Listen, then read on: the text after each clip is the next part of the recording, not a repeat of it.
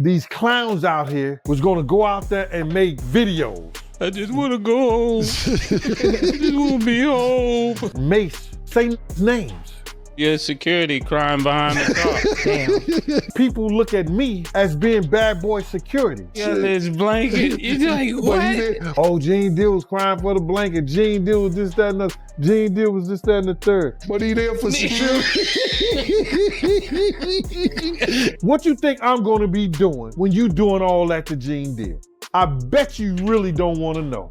The internet woke up to pure chaos when Gene Deal, Mase, and Camron suddenly got pulled into a heated back and forth nobody expected.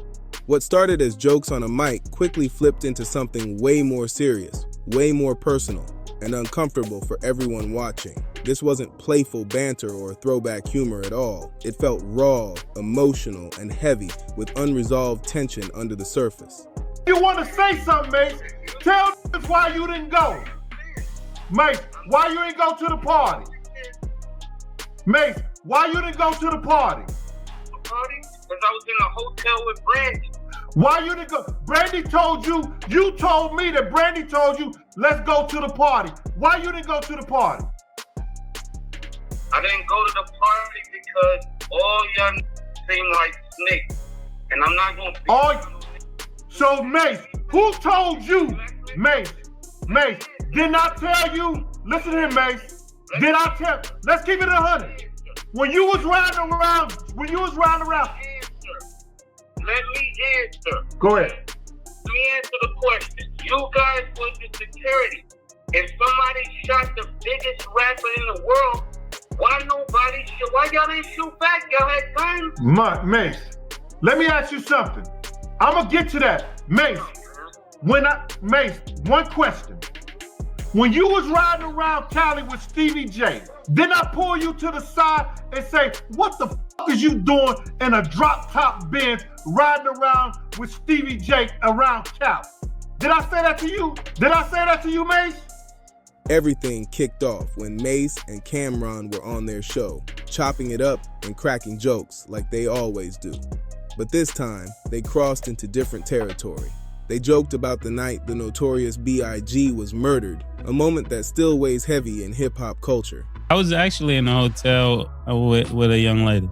And when you heard this information, what was your next actions? My next actions? After what? When you heard Biggie died, did you stay in your hotel room? Did you leave out? Did you want to go back to New York? I actually was trapped in a hotel.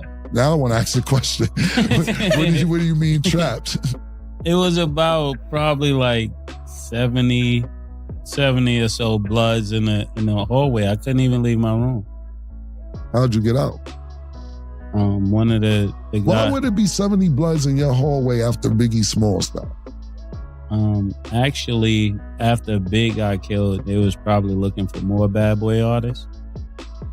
And I couldn't even leave the room till Gene Deal, the officer had to come get me.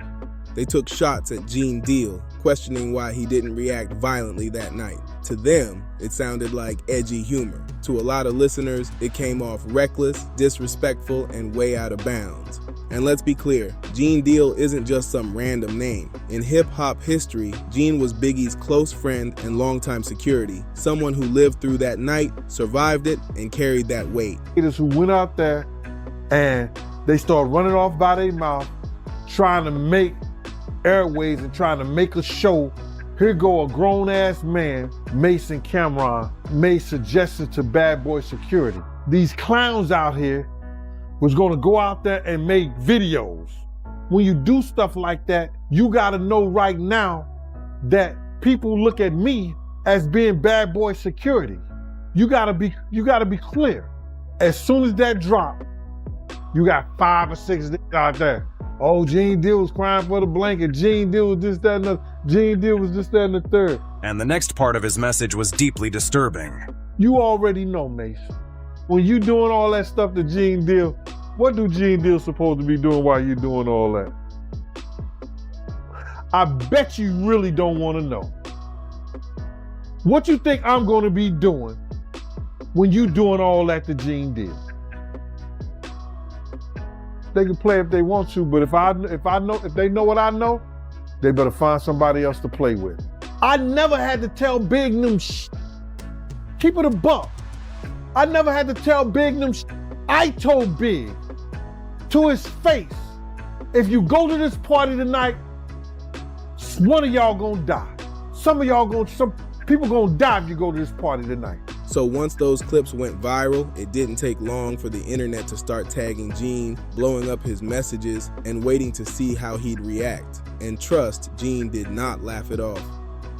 Gene Deal came back with a response that flipped the whole mood instantly. No jokes, no smiles, no playful energy at all, just straight intensity.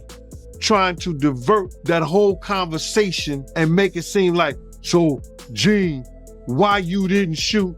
Listen to me. It wasn't because Big wasn't my principal. And he knew the fact that we had blew the light and we was halfway down the block, crossed the light, and then when the first shot went off, our driver took straight off. I'm screaming at our driver because he was told that somebody was pointing a gun at Big them. He should have just threw the car in reverse. He knew the whole story, my man, because me and him had a conversation on the phone. He the one told me, well, I was in the room with Brandy and Brandy was trying to get me out the room to come to the party. So I felt that was kind of weird. So she said Brandy was calling me trying to get me out the room to come to the party. Well, you was in the room with Brandy. How's she calling you to try to get you out the room to come to the party? You know what I'm saying? This was going through my mind. But Mase knew the whole situation. Mase knew that it's no way possible that I was able, being sideways in the car, because Puff, when I got in the car, Puff had put his seat back. Now I'm sideways in the car like this, and I'm cussing him out like, yo, man, what the f is you doing? Why you got your seat back like this? We hear the shot, bow. Puff put his head down. I go to open the door. Kitty flies, going straight. So he knew the whole story. What I supposed to do? Put my gun out the window and just start shooting like this? When the car had already turned the corner, it came out of parking space. So he knew the story, bruh. He was trying to just divert the attention of, well, why security? So ask security, ask Big security, ask Paul, ask the LAPD. The LAPD officer that was right there, they was right behind. Paul was outside the car. Why didn't they shoot? Why when we turn back around and come down the street, that they way down the block, they coming back when we get back to the car. When we get back to the car, nobody's in Big's car. But Big, Mase knew this. Me and Mase had this conversation. Him and Tone is like this. He knew me and Tone jumped in the car and chased after the guy. We couldn't catch him. He wanted to divert the attention from himself because why didn't you tell Big that these dudes was trying to get at you, bruh? You had that conversation with with Puff. But you ain't had that conversation with Big. Big was your label mate. So people come on to him, why you ain't shoot? Listen to me, bro. At that time, I was young, dumb, and full of cum. Anybody who really knows me know that they ain't got to worry about nothing if it comes to the point where gunplay has to be a part of my security. I'm not going to hesitate because I never bodyguard anybody that I wasn't willing to lay down my life. He made it clear he didn't appreciate his name being played with, especially when it's tied to a night that changed his life forever. Gene didn't yell, but his words landed heavy. He warned Mase directly, telling him to stand on his words if he really meant what he said. That alone shifted this from podcast jokes into something that felt real fast. It stopped sounding like content and started sounding personal, like lines were being crossed in real time. What made Gene's response even more unsettling was the tone. This didn't sound like someone chasing clout or clicks. It sounded like someone who felt deeply disrespected. Gene basically said talking reckless about real trauma comes with consequences. Not online beef, but real life tension. Just can't tell me nothing. And the second top artist in the world, which is Mase, about to be number one. That's what I'm saying. I wonder his face because I'm like, if y'all let do that to Big, I don't stand it. That's when people realized this wasn't entertainment anymore. It was about honor, pain, and lines you don't cross. Camron, known for slick talk and Harlem confidence, hasn't fully responded yet, but fans already know his reputation. Everybody trying to go viral. Everybody trying to go viral. Everybody trying to go viral out here. Cam doesn't usually back down, and he's never been shy about defending himself with words. But this situation is different and complicated. This isn't a rap battle or a quick social media roast. This involves real history, real loss, and a murder with unanswered questions that make every word dangerous. The hip-hop community instantly split into sides. Some people were chasing attention, trying to ride the moment. Others said Gene Deal had every right to feel disrespected, arguing that jokes about that night were tasteless no matter who said them. On the other side, some felt Mase and Cam were just doing what they always do, talking wild on a mic without bad intentions. But intent doesn't erase impact, and that's where things got messy fast. What really pushed this into overdrive was how fast the clip spread. TikTok, Instagram, X, everywhere, people were replaying the jokes and Gene's response back to back. The contrast was wild. One moment it's laughter, the next it's a serious warning that made everyone uncomfortable. That's when fans realized this could spiral quick if the wrong thing gets said next. At this point, the tension was thick and everybody could feel it through the screen. What started as jokes had officially turned into a moment where silence mattered just as much as words. People weren't even waiting for responses anymore. They were waiting for mistakes. One wrong sentence, one slick comment, and this whole situation could explode into something nobody could walk back from. Behind the scenes, fans started digging up old interviews, old clips, and past comments, trying to connect dots that were never meant to be connected. Every past moment was suddenly under a microscope. What someone said years ago now felt like evidence, not entertainment. The vibe completely shifted from laughs to pressure, and you could tell everyone involved knew this wasn't light anymore. And that's the scary part. When real pain mixes with public platforms, things stop being jokes real fast. The room for error gets tiny, and the margin for respect gets even smaller. At this stage, the whole culture was holding its breath, knowing this situation could either cool down quietly or turn into something way uglier if ego stepped in next. Now the pressure wasn't just on Gene anymore, it was on Mase and Cam too. Silence started to look loud, and every move felt calculated. Fans were watching body language, tone, timing, everything. People weren't asking if someone would respond, they were asking how they would respond without making it worse. What made this even heavier was the respect factor. In hip-hop, certain moments and losses are supposed to be off limits, no matter how comfortable you are on a mic. That's where a lot of people felt the line was crossed. It wasn't about jokes anymore, it was about accountability and knowing when to fall back. And the wild part is, nobody really wins in a situation like this.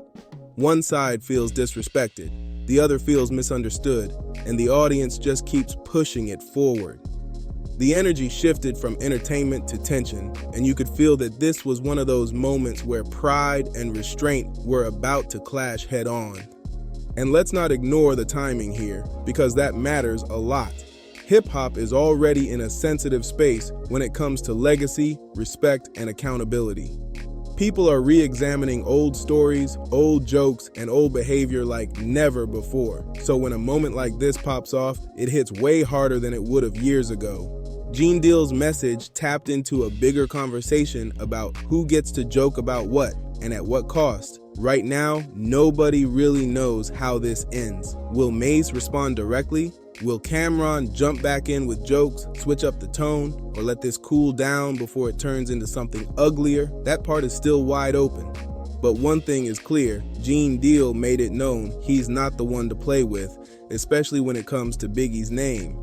This whole situation is a reminder that hip-hop history isn't just clips and sound bites. It's real life, real loss, and real scars. And when those scars get poked for laughs, somebody is going to react. Now I need you to tap in with Dripzine. Subscribe to the channel, like this video, share it, and drop your thoughts in the comments. And don't forget to hit that hype this video button. It helps the channel grow heavy.